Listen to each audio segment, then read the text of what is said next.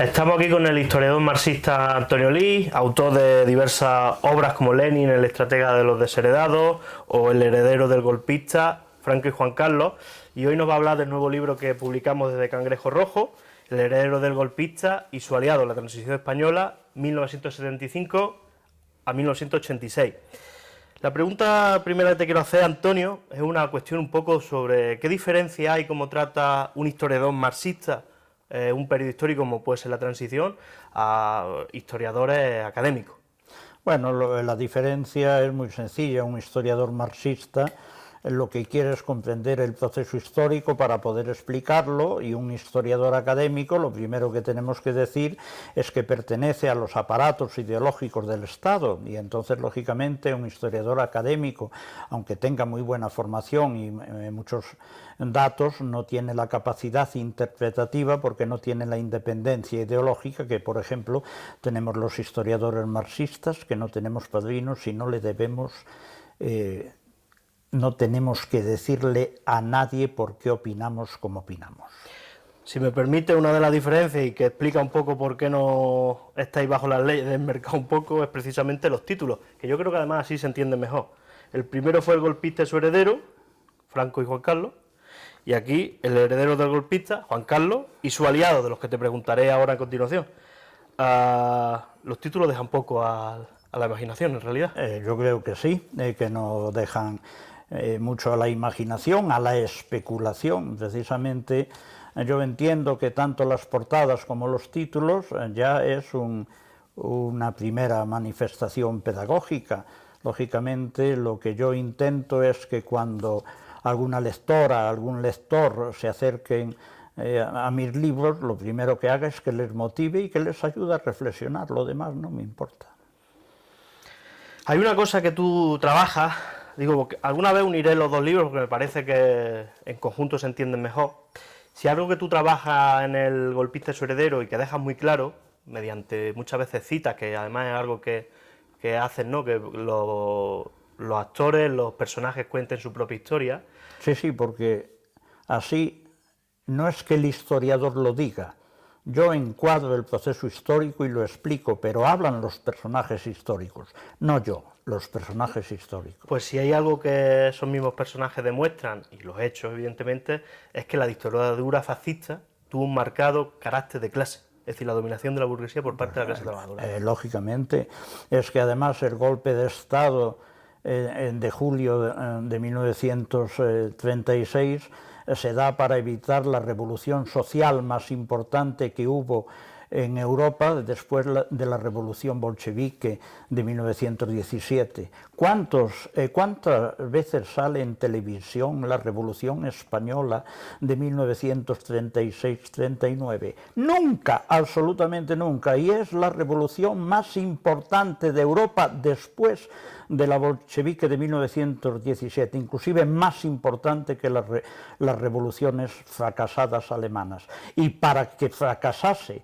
la Revolución Española tuvo que intervenir el fascismo y el nazismo en favor de Franco, y los demócratas de hoy en día, que ya existían de aquellas, a través del Comité de No Intervención, que lo único que posibilitaban es que la Segunda República no pudiese comprar armas en la propia Europa, pero sí que le posibilitaban que nazis y fascistas le enviaran armas a Franco. O sea que sin el Comité de No Intervención, una denominación cínica, y los fascistas y los nazistas, pues el ejército franco-fascista no hubiera derrotado a la clase trabajadora, a su revolución social. Pero qué curioso, insisto, oye, que no se habla nada de la Revolución Española en televisión, ¿no? Inclusive, mira, hay una cosa que es muy interesante. El único presidente de gobierno de tradición obrera es Largo Caballero, que fue secretario general de la UGT y lógicamente un dirigente del PSOE. ¿Se ha oído hablar de Largo Caballero por parte de algún líder socialista? Porque deberíamos recordar que en ese gobierno, en el gobierno presidido por Largo Caballero, hay la primera ministra de la historia, ¿no?, del Estado español. Ah, pero es que esa ministra es Federica Montseny, que es anarquista. Y también hay un ministro de Justicia, que no es Bolaño, claro está, que resulta que era, entre otras cosas, era camarero, García Oliver, ¿no? Entonces, a ver si recuerdan la historia adecuadamente. Y entonces, hablando de los historiadores académicos no saben ese periodo, por supuesto, y han escrito, sí, pero sin interpretar adecuadamente la revolución social, y desde luego no insisten mucho en que ese periodo, esa revolución social, se conozca en los grandes medios de comunicación de masas. ¿Y por qué los historiadores académicos no hacen eso? Por ignorancia, no, porque pertenecen a los aparatos ideológicos del Estado. Enganchando un poco con lo del aparato ideológico del Estado.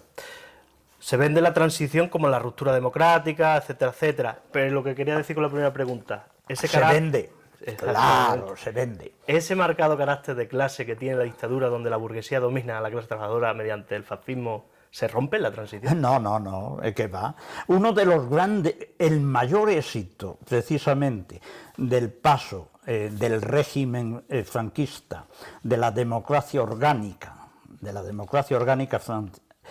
franquista, al régimen que tenemos hoy, es precisamente un ejercicio absolutamente exitoso para la burguesía, porque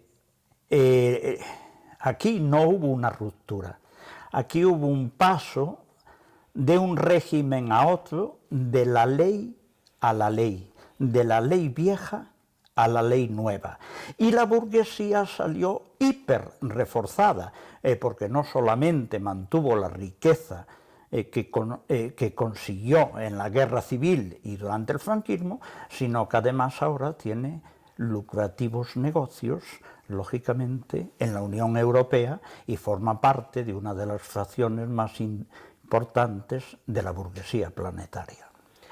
Entraremos un poco sobre precisamente un poco de todas esas reformas, te iré preguntando algunas cuestiones. Quiero empezar a preguntarte ya un poco sobre los actores de la portada.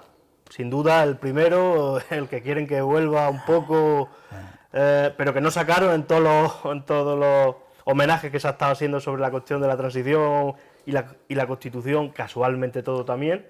Juan Carlos I, ¿cuál fue el papel de Juan Carlos I? Pues el papel, a ver, un señor que es un corrupto, en realidad podemos imaginar que un señor que es un corrupto puede dirigir un proceso de ruptura con el franquismo.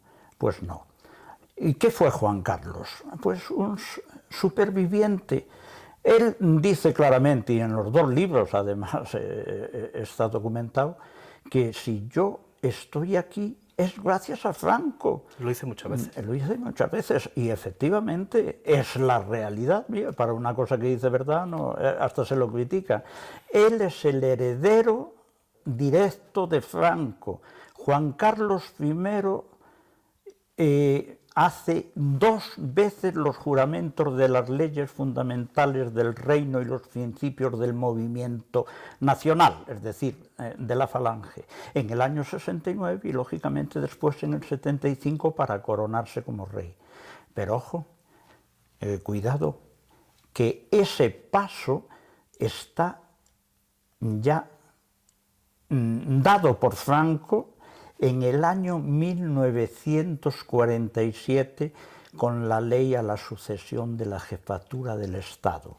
Entonces Franco parece que tenía más visión política de lo que algunos dicen. En 1947, y que sometió, por cierto, esa ley a referéndum y la ganó. Casualmente. Casualmente. Sí, hay una expresión que utilizas tú, pero que en verdad la recoge, por ejemplo, Adolfo Suárez, que ahora hablaremos de él, es borbonear. ¿Qué es borbonear? Bueno, pues el rey, a ver, el Juan Carlos, hay que decir varias cosas de él, tiene una gran capacidad para sobrevivir, pero podemos decir que es una persona de pocas luces reflexivas y además como monarca es un vago, no trabaja. Y entonces los trabajos se lo tienen que hacer sus peones y cuando sus peones ya están agotados los cambia. Quiere decir que eso es el ejercicio del borboneo. Yo, por ejemplo, hay ejemplos históricos muy claros. Cuando Arias Navarro ya consigue que Arias Navarro se marcha, a través de un real decreto, pues le da títulos. Con Suárez también, con Sabino también. Entonces quiere decir a sus peones, primero los utiliza y después les da títulos que, por cierto, hablando de títulos, a la Carmen Polo, ¿no? A la Carmen Polo la hace grande de España, bien, grande de España, y ojo, oye, qué curioso que no se dice nunca nada de lo que sale en el Boletín Oficial del Estado en diciembre de 1975, es decir, poco después de la muerte de Franco, donde Juan Carlos I quiere nombrar caudillo a Franco a perpetuidad. Caramba, está en el Boletín Oficial del Estado. ¿Qué pasa? Que los historiadores académicos, los politólogos y eso no se acuerdan de ese decreto ley. Pues si no se acuerdan, pues solo tienen que consultar mi libro para saber la fecha del decreto, por supuesto. Decir que un poco la transición para ti es un paso, ¿no? de quitar un envoltorio nuevo, ¿no? Quizás de la dictadura a una democracia de corte parlamentario. A ver, la burguesía tiene una cosa, lo que quiere es tener siempre la propiedad privada de los grandes medios de producción. El régimen político realmente no le importa, aunque la burguesía siempre prefiere que el régimen político que haya, ¿no? Sea lo más legitimizado posible socialmente. Entonces, Franco, lógicamente, al enfrentarse a una revolución social, trajo un nuevo Estado, es decir, un Estado fascista que la burguesía apoyó. Pero después, digamos, por la propia represión y la dinámica del mundo libre, pues se hizo obsoleto y lo que se hizo fue cambiarle la piel al régimen, la piel política, no la base económica, no la explotación de la clase trabajadora, sino la piel política, cómo, de qué forma se explota. Y eso, pues lógicamente, se hace desde la ley, desde las leyes franquistas a las leyes democráticas. Y insisto, la ley a la sucesión de la jefatura del Estado de 1947, ¿no? Es la que pasa, vamos a decirlo así, de fascismo a reino, de nuevo Estado, como se llamaba el fascismo español, al reino, precisamente para mutar políticamente el régimen político, no la base social. De hecho, evidentemente no fue un proceso homogéneo el paso y hay sectores de la burguesía que apuestan por mantener la dictadura, otros que apuestan, que son, yo creo, la gran burguesía que mantiene, que hay que dar un cambio precisamente de pelaje. Como se suele decir en lenguaje popular, los tontos del culo se oponían, pero lógicamente la gran burguesía es cualquier cosa menos gilipollas. Son los más inteligentes de la burguesía y porque lógicamente saben que se juegan su dominio económico y por lo tanto su dominio político y están interesados, como apunté antes, a que el régimen político que defienda sus intereses económicos pues sea lo más aceptable posible socialmente. Y entonces el régimen del 78, esto que tenemos aquí, pues es el que le da la legitimidad política, porque ojo, es que Franco, en los gobiernos de Franco, que no se olvide que Franco no solamente era el jefe del Estado, sino la mayor parte de la dictadura fue también el presidente de gobierno. Franco quería entrar en la OTAN y quería entrar en la Comunidad Económica Europea, que es como se llamaba entonces la Unión Europea. ¿Y por qué no lo hizo? ¿Porque no quería él? No, porque, hombre, la burguesía europea dijo, caramba, ahora aún no tienes el ropaje necesario. Pero en cuanto se cambie ese régimen político, pues lógicamente entra. Y fue los Estados Unidos y el Fondo Monetario Internacional, ¿no?, el que a través del plan de estabilización le permitió, digamos, al régimen franquista entrar en la economía del mundo libre. Los mismos Estados Unidos que hoy defienden la libertad. Sí, el mismo, sí. Exactamente. Pero es verdad que los últimos años de la dictadura y justo cuando muere Franco, es decir, con la crisis económica que hay, el despertar de la clase trabajadora, donde ya la represión, que tú atestiguas muy bien en varias obras tuyas, algún cuadernillo que tenemos nosotros también, de las fuentes del régimen del 78, la represión no es suficiente ya para parar al movimiento obrero, es decir, hay una renovación quizás generacional, una recuperación, aunque no llegue a los niveles del 34 ni por asomo, pero en realidad sí que yo creo que también hay un miedo de la clase burguesa de, hostia, a ver si esto se va a irnos de las manos, porque en realidad está también la revolución de los claveles. Sí, a ver, ejemplo, ¿no? Es que precisamente para entender lo que se llama la transición española, que el régimen... A ver, Adolfo Suárez fue una persona muy inteligente políticamente, es el que lidera desde dentro del régimen el paso de la democracia orgánica a la monarquía parlamentaria que tenemos hoy. Pero ese cambio de régimen hubiera sido absolutamente imposible sin el Partido Comunista de España de Santiago Carrillo y sin el PSOE de Felipe González. Esos dos partidos en realidad son los que le dan la legitimidad política a una transición política que fue una transición tan democrática, ¿no?, que nos quedamos con el mismo rey que juró por 2 veces las leyes fundamentales y los principios fundamentales del movimiento, ¿no? Los mismos jueces y fiscales que cuando se derriba el tribunal, el top, en lo que se crea la Audiencia Nacional, pero con los mismos caballeros, ¿no? Los mismos generales y mandos del ejército, tanto del ejército de tierra como del aire, como lógicamente de la marina, que eran los oficiales en el golpe de Estado y son ahora generales por lo que hicieron en la guerra civil.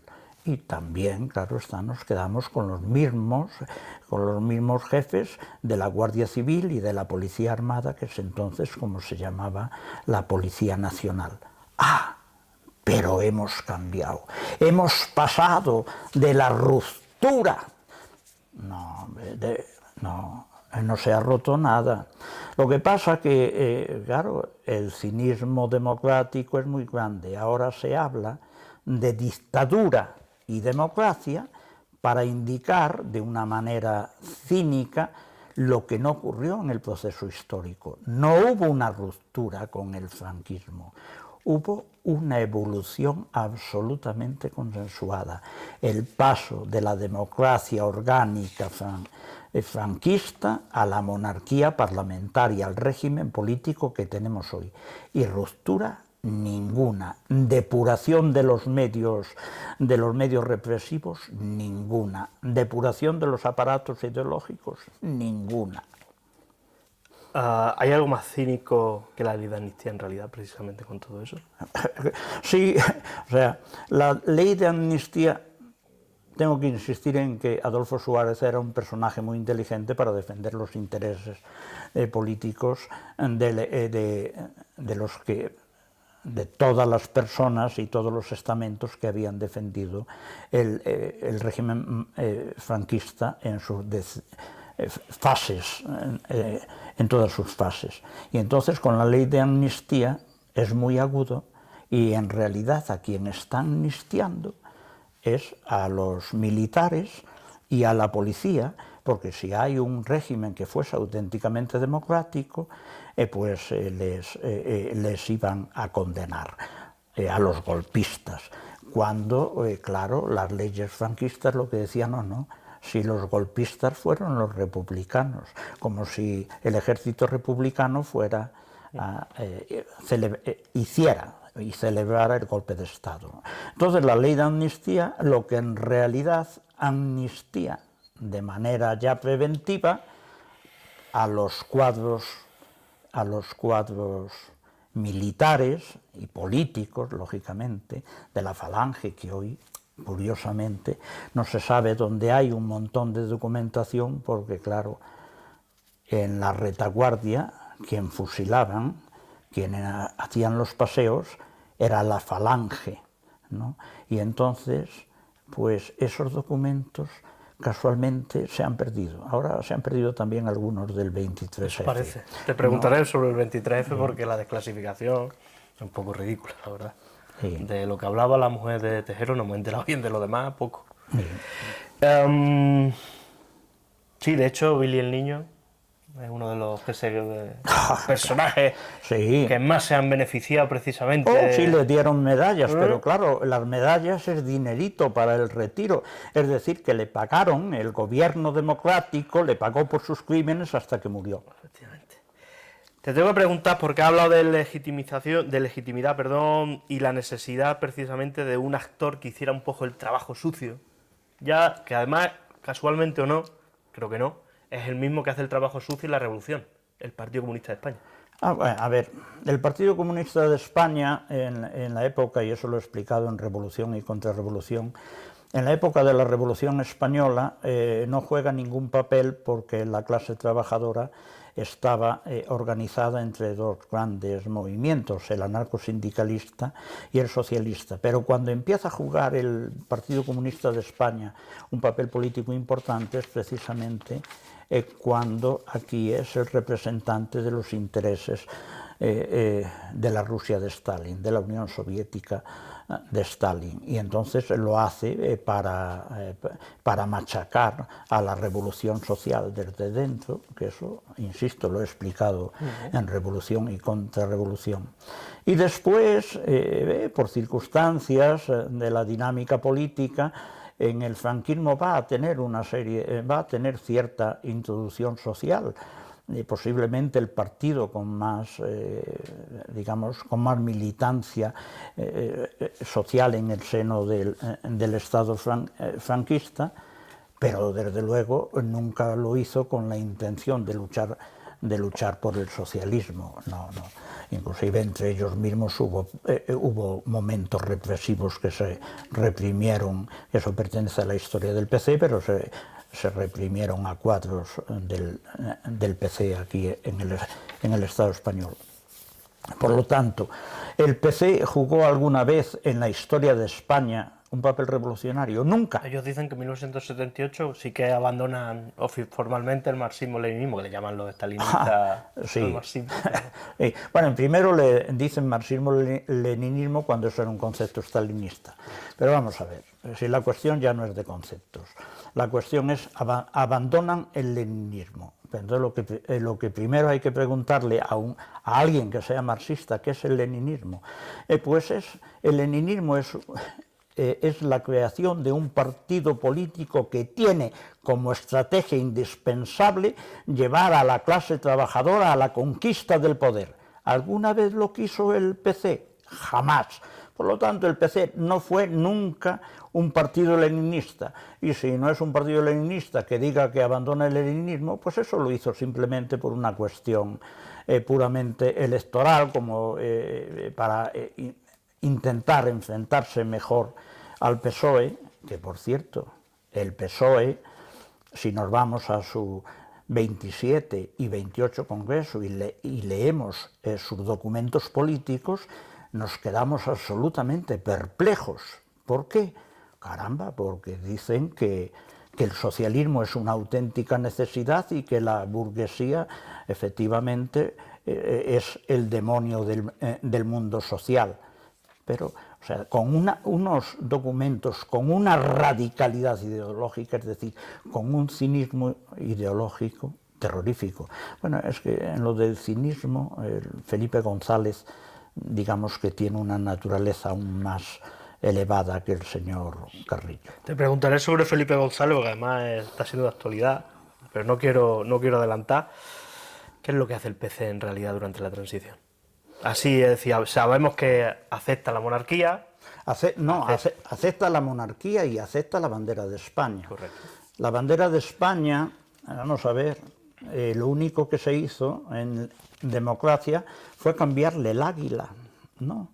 Pero lo otro es la misma bandera con la que se asesinó a miles y miles de trabajadoras y trabajadores, donde se violó.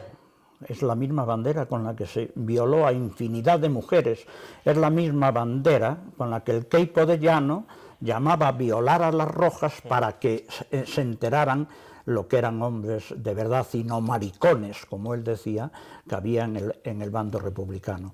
Entonces, lo que hizo el Partido Comunista de España es una absoluta traición a la clase trabajadora, porque un partido comunista se llama eso, comunista, pues traicionó el comunismo de una manera absoluta. Es su segunda traición. Bueno, lógicamente, traiciona en la guerra civil y lógicamente traiciona en la transición política. Es un doble traidor, qué duda cabe. Es verdad que durante la revolución, lo que fue la guerra civil, sí que hablaban de ganar la guerra y luego la revolución. No, bueno, pero aquí ya directamente es gestión del sistema. No, es que en la revolución son ellos los que posibilitan quemar la revolución social en el bando republicano. No, son ellos. Ahí están los sucesos de mayo. ¿No? Ellos son los que posibilitan, en realidad, que la clase trabajadora sea derrotada en el mismo seno de la Segunda República. Pero eso también es debido a que eso merece otra reflexión, a que la clase trabajadora no tenía un partido revolucionario. Pero Largo Caballero sí era un hombre honrado, en el sentido que sí quería conquistar el socialismo, pero tenía un problema, que no sabía cómo. Y es que eso es importante, es fundamental. La clase trabajadora hoy no solo tiene que saber que este régimen no lo quiere, sino cómo puede cambiar de régimen. Y es ahí donde los partidos de la izquierda revolucionaria tienen que jugar un papel determinante, porque si no, la clase trabajadora sin organización propia no se puede enfrentar a la burguesía. La burguesía tiene conciencia de clase, tiene sus partidos y tiene conciencia de clase porque tiene el poder. La clase trabajadora hoy, en 2026, tiene que conquistar la conciencia política antes de conquistar el poder. No es un proceso fácil. ¿Qué quería en verdad, qué esperaba Santiago Carrillo de qué papel quería que jugara el PC y él en la transición? Alternativa, al ser la alternativa, estabilidad, que... Aquí él pensaba que el PC iba a jugar un papel, por ejemplo, como el Pichi italiano de Enrico Berlinguer, ¿no? Y entonces pensaba que iba a ser un partido indispensable para la gestión del Estado capitalista y darle un vestido sin el uniforme fascista, por supuesto, pero un vestido democrático a la economía capitalista.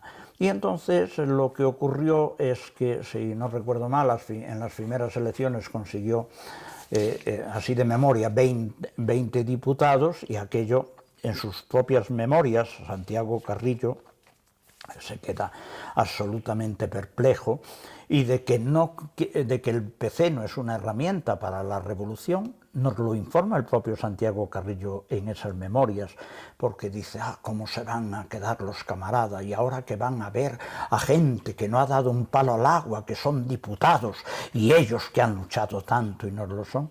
Oye, si fuese el PC una organización revolucionaria que defendiese los intereses de la clase trabajadora, con 20 diputados alguna cosita se habría podido hacer, ¿no? Pues no, lógicamente le parecía poco, porque lo que el PC de Santiago Carrillo y el propio Santiago Carrillo lo que querían era tener más participación en la gestión del régimen del 78. ¿Nos recuerdas un poco a cuando empezó esta legislatura actual, a la crisis que hubo entre la dirección del movimiento Sumar y Podemos? Cuando no tuvieron los ministros y todos esos carguillos. Sí, pero son, digamos que no son casos comparables, porque, entre otras cosas, por ejemplo, el PC sí tenía influencia en la clase trabajadora, y Sumar y Podemos tienen tanta influencia en la clase trabajadora que creo que tienen menos influencia que yo. Se da una cuestión interesante que va a marcar un poco el devenir del PC, y yo creo que la izquierda reformista en general, que ante esos malos resultados yo creo que lo que tú explicas es que el PC, la orientación de Santiago Carrillo es moderar más todavía, demostrar que son útiles para legitimar, estabilizar y gestionar, y que aún así sigue sacando peores resultados hasta que al final tiene que fundar Izquierda Unida y buscar nuevas vías. Claro, porque, a ver, aquí hay una cosa. Cuando tú te llamas Partido Comunista, pues hay unos sectores de la clase trabajadora que se fían de ti, dicen, caramba, son comunistas, automáticamente yo soy trabajador, trabajadora, va a defender mis derechos. Cuando esa base social ve que eso se incumple, automáticamente esa base social la pierdes, ¿no? Y eso es una cosa que ocurrió, digamos, así de sencillo, y entonces esos sectores dejaron de votar al Partido Comunista, y lógicamente los sectores ya con conciencia de clase de ninguna manera estuvieron en la órbita del Partido Comunista, estuvieron en la órbita de lo que podemos llamar la izquierda revolucionaria, pero bueno, por el contexto internacional, que eso sería meternos en otra dinámica, pues en ese momento no tenían la capacidad que había tenido el movimiento anarcosindicalista y socialista en los tiempos de la Segunda República. Porque una cosa que hay que entender es que el periodo de la Segunda República, y concretamente de la Guerra Civil, ¿no?, es el periodo en que la clase trabajadora española, la clase trabajadora, sus mujeres y sus hombres, pudieron conquistar por primera vez en la historia de España el poder. Y eso no se va a dar durante la transición, porque los partidos que sí se dicen no revolucionarios y que tienen un programa realmente revolucionario, no tienen la influencia social como para liderar a la clase trabajadora. Porque una cosa que tenemos que entender las y los marxistas es que no solamente hay que tener un buen programa, hay que tener influencia en millones de trabajadoras y trabajadores, porque, como dijo Lenin, la política revolucionaria empieza cuando se tiene una influencia social en millones de trabajadoras y trabajadores. Si no, podemos escribir muy buenos libros, hacer muy buenos programas y podemos saber exactamente lo que va a pasar, pero si no tenemos influencia social, lo que va a pasar no lo vamos a poder evitar. Así que, ¿qué tienen que hacer las nuevas generaciones? La gente joven, pues, como tú, las compañeras y compañeros de tu generación y los que vienen, pues luchar para que la clase trabajadora conquiste un partido que sea capaz de canalizar sus energías para la lucha contra la burguesía, y que además con el objetivo estratégico de que la clase trabajadora, que es la mayoría de la mayoría social en los países capitalistas, conquisten el poder. Hablando de un poco la perspectiva que puede tener la gente joven, sorprende un poco, en realidad, la valoración, para que Felipe González parece que está de nuevo muy activo, y que hay gente que dice que cómo ha cambiado Felipe González, que ahora es muy de derecha. Te quiero preguntar, porque ya es obligatorio, sobre el PSOE y concretamente también sobre Felipe González. ¿Qué fue Felipe González? Un cínico. la persona más útil para la burguesía española, el personaje más útil para la burguesía española.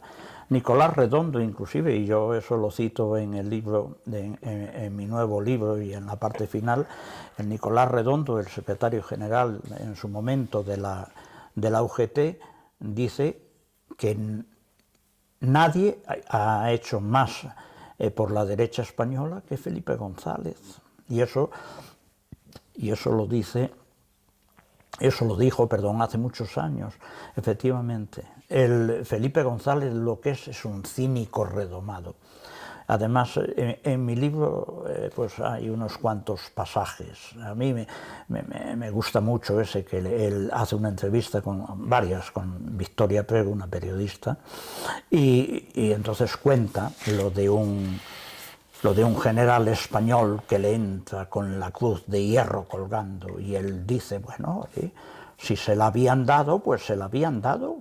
Bueno, o sea que al final le importaba un bledo que a aquel señor le dieran la cruz de hierro, la máxima medalla que daban los nazis, ¿no? Por luchar, lógicamente, contra los rojos. Claro que Felipe González también es conocido aquella frase que dice que prefiero morir apuñalado en Nueva York que vivir en Moscú.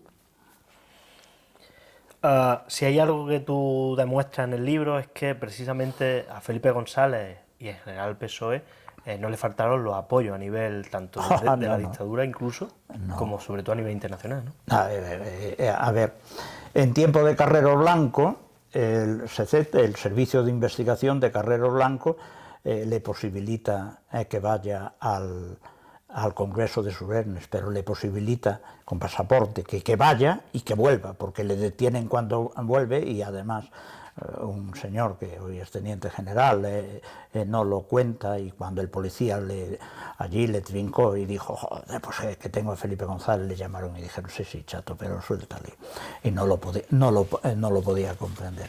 Y después el PSOE, lógicamente, está absolutamente financiado por el Partido Socialista Alemán, ¿no? De Alemania, lógicamente, occidental, presidido por Willy Brandt, y hay muchas funciones que lógicamente a ese partido lo financiaba también directamente la CIA. Y después aquí hubo el caso Flick, ¿no? que salió y también se vio, digamos que estaría demostrado que lógicamente las financiaciones del PSOE de Felipe González, no eran precisamente muy democráticas. De hecho, si no, nos explicaría en las primeras elecciones y las posteriores también los resultados que tiene el PSOE, sobre todo comparándolos con el PC. Sí. Si Hombre, no fuera... a ver, si hacemos una reflexión, ¿quién tenía más base social en el franquismo?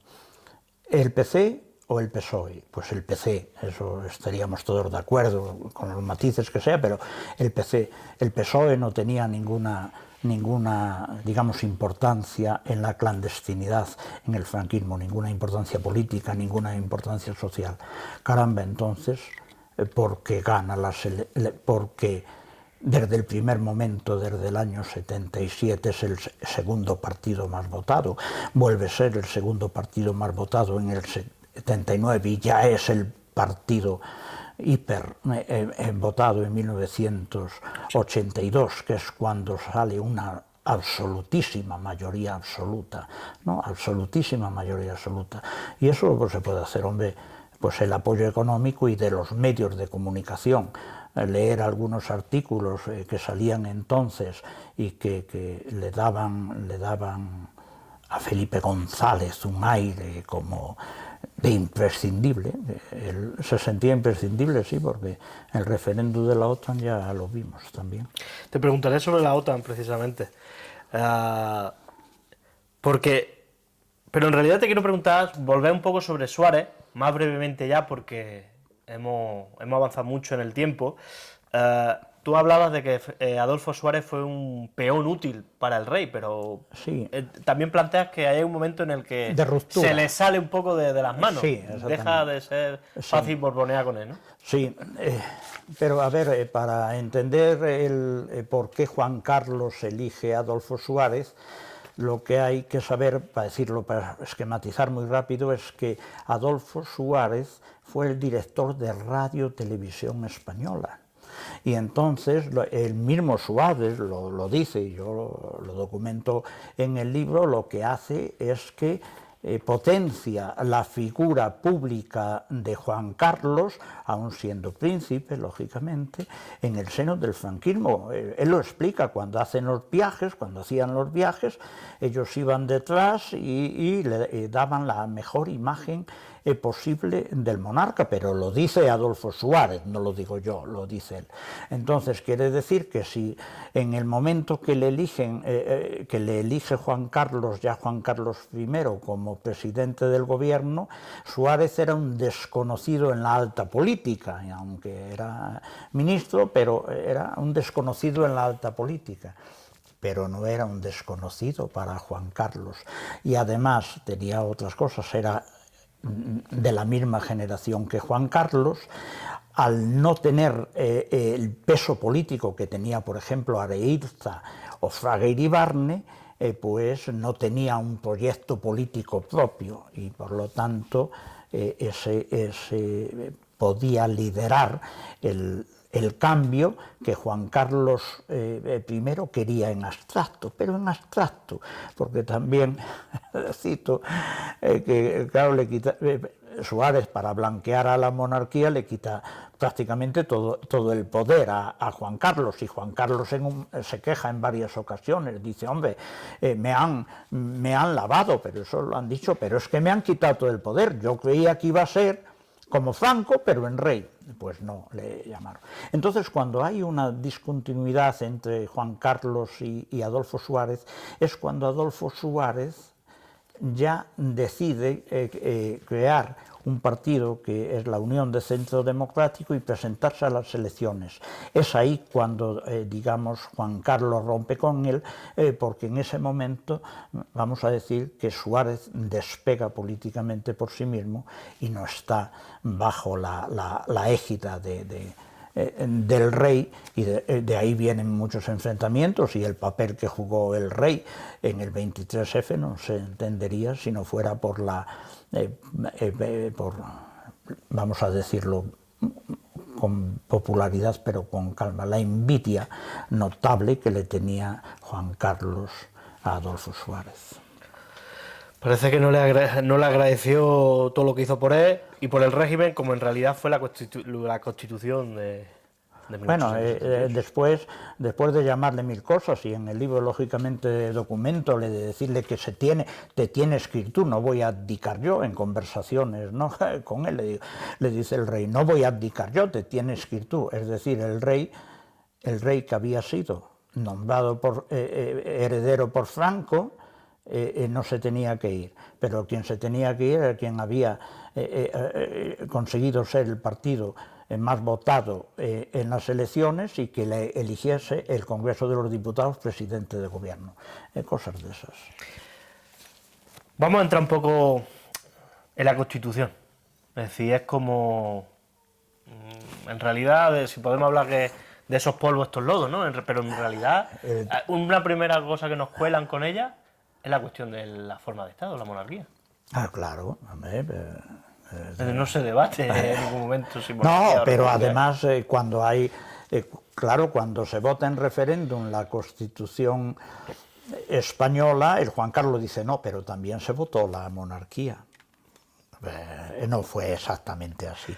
Y además en aquel momento, lógicamente, la gran ventaja que tiene tanto Adolfo Suárez como ya Felipe González y Santiago Carrillo es que hablaban de una realidad que al menos iba a recuperar derechos que se habían perdido de los tiempos de la Segunda República, y por lo tanto estaban a favor, digamos, que determinados cambios se diesen, y por eso votan a favor de la Constitución española. bueno, y con matices, pero no porque creyeran que es un texto sagrado. Y, lógicamente, por ejemplo, en la Constitución española, como todos sabemos, se habla del derecho a la vivienda, pero algunos ahí deben entender que el derecho a la vivienda es vivir debajo de un puente. Y eso no es lo que entiende la mayoría de la clase trabajadora. Ahí también siempre hay como unos peros, ¿no? En los artículos de la Constitución, cuando hablan de las libertades políticas, etcétera, etcétera, pero se pueden a ver echar para atrás. El dicho ese popular, el que hace la ley hace la trampa, ¿no?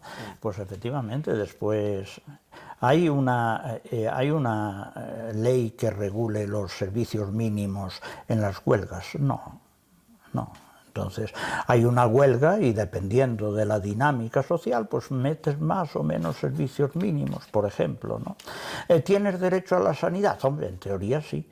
Bueno, hombre, pero le das al quirón, ¿no sabes? Así, algunos hospitales y que los gestionen ellos y que te metan por las venas varias veces los mismos aparatitos, que total, que puede pasar, hombre, que se mueran 4 o 5 trabajadores, caramba, pero sí está. Bueno, y ya si esos 4 o 5 trabajadores somos jubilados y que ya no podemos, según la burguesía, no podemos pues incrementar su capital, ¿qué le vamos a hacer? Que se mueran.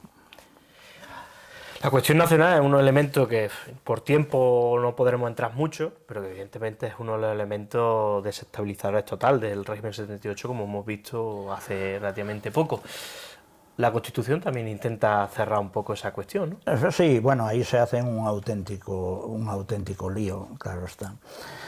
Porque, a ver, para no reconocer el derecho de las naciones del Estado español a la autodeterminación, como es el caso bien sabido de Galicia, Euskadi y Cataluña, y por qué no Andalucía, lo que hacen es aquello que en aquellos momentos, en aquel tiempo, se decía café para todos.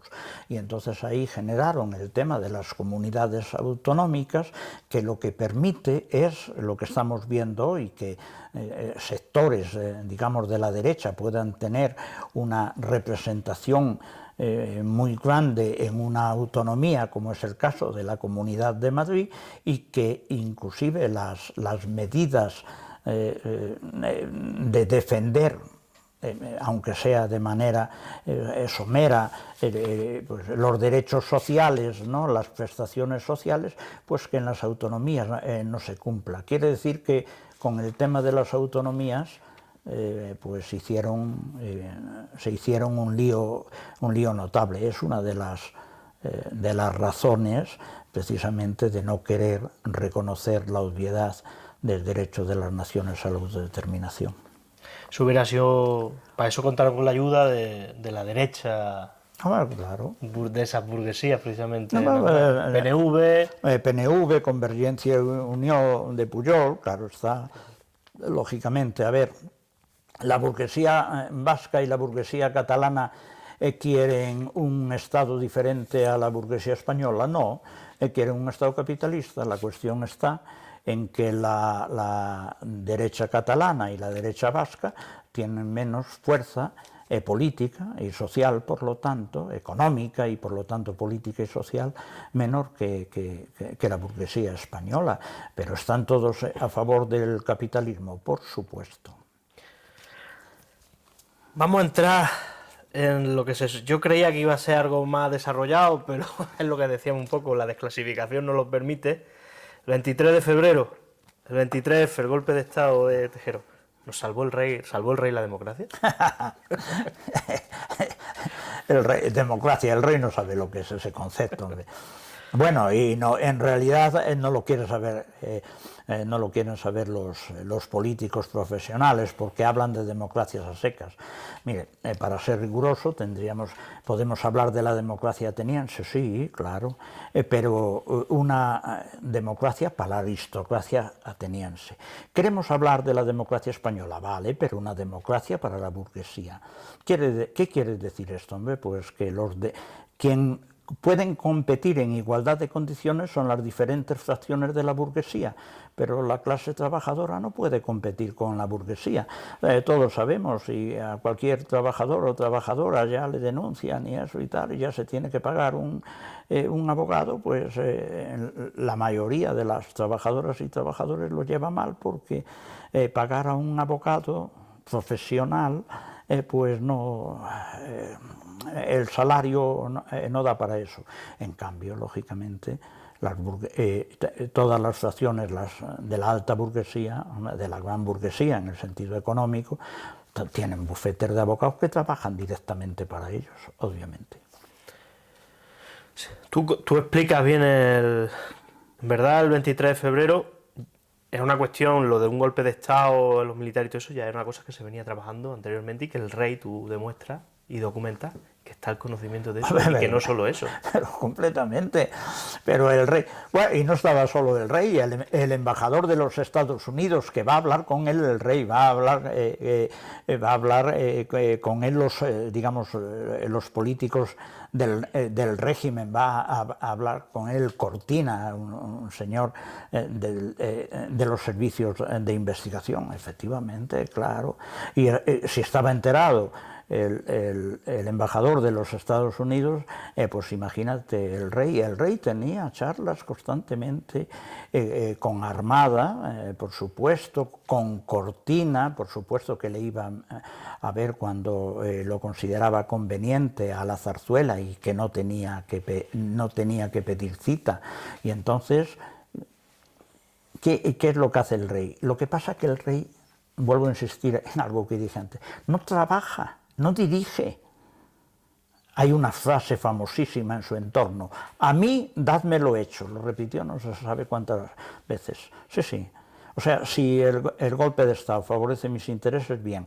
Si después, lógicamente, ya cuando está todo fagotizado, porque el Tejero pasó de tonto útil a tonto inútil, cuando ya le impide a Armada que vaya al hemiciclo a proponer su gobierno, que por cierto está bien documentado. El señor Felipe González es el vicepresidente político de ese gobierno de Armada, pero vamos, eso ya se ha dicho hace mucho tiempo.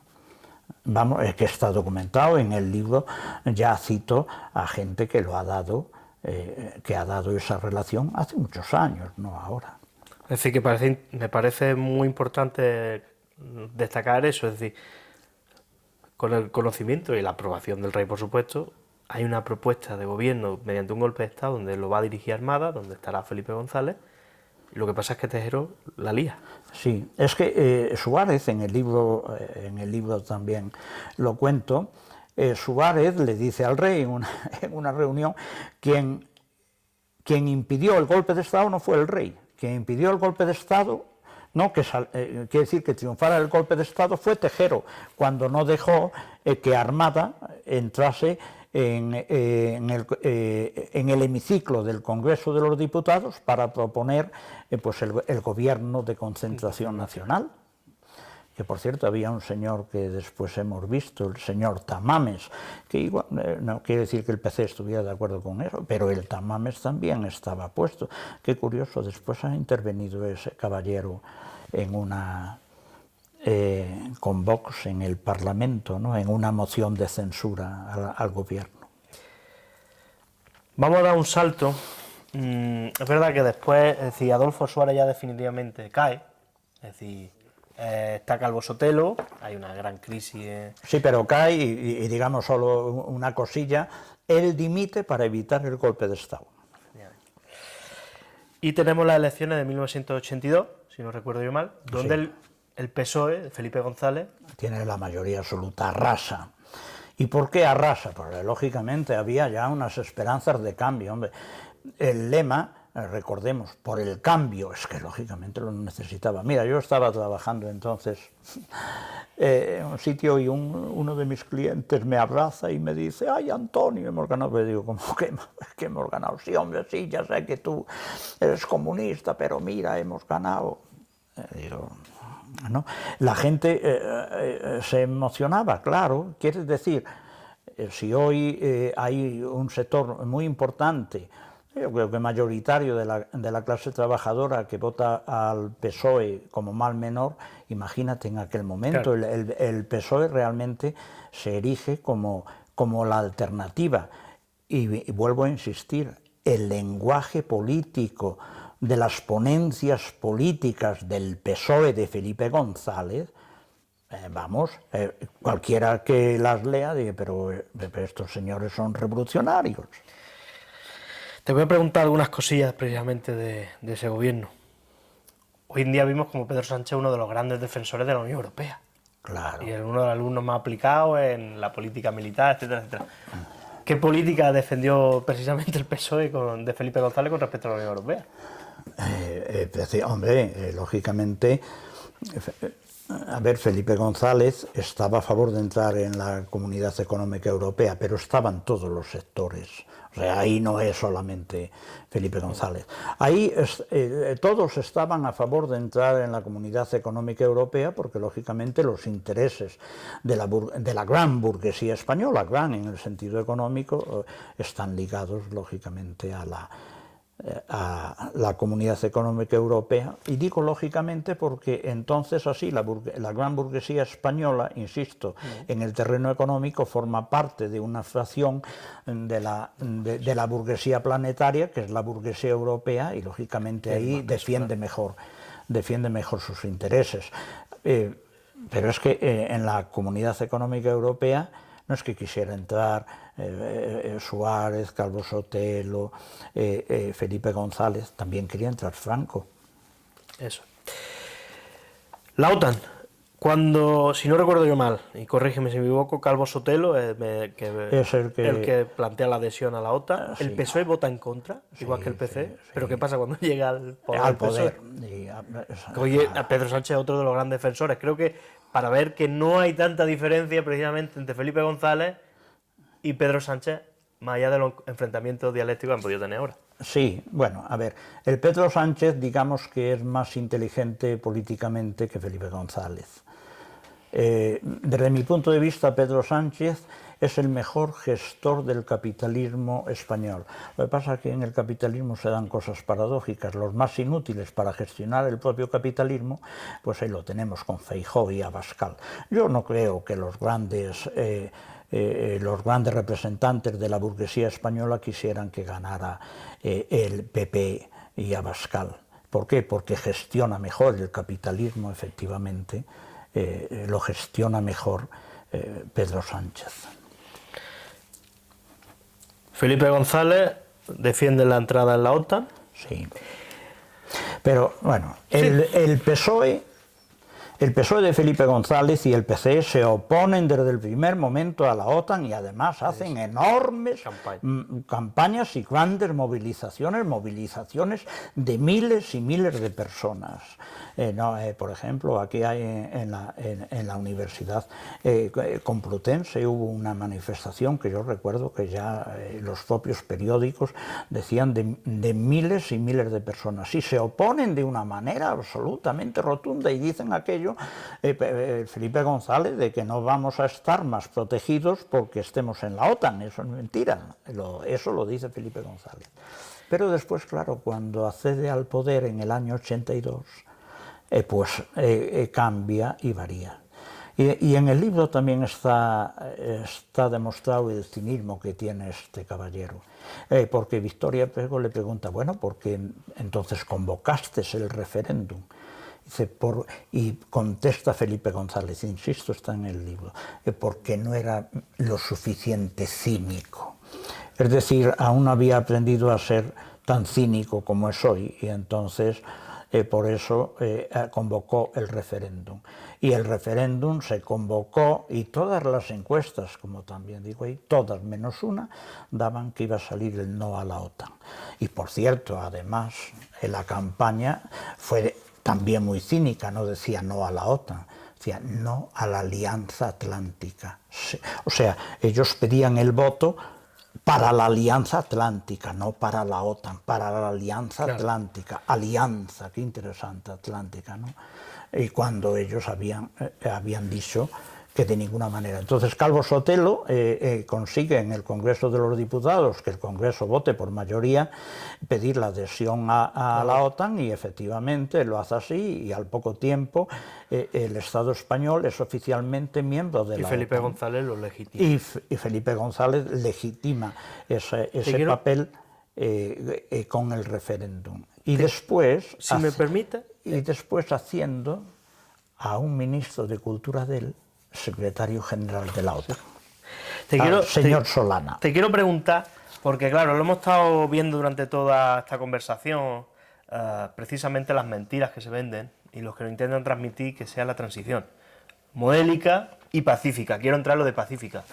La represión, Franco muere asesinando, sí, tenemos a Fraga asesinando a Obrero, que ahora se ha cumplido 50 Vitoria, años, sí. Eso es, los hechos de Vitoria, pero el papel del PSOE es la apuesta por el terrorismo de Estado, es decir, hablemos de los GAL un poco. Exactamente. Explícale así para la gente joven, yo creo, Antonio, muy importante que fue el GAL y por qué hablamos de terrorismo de Estado un poco. Claro, es más una de las cosas que los militares no querían a Suárez, es porque Suárez se estaba negando a aplicar el terrorismo de Estado en la lucha contra ETA, ¿no?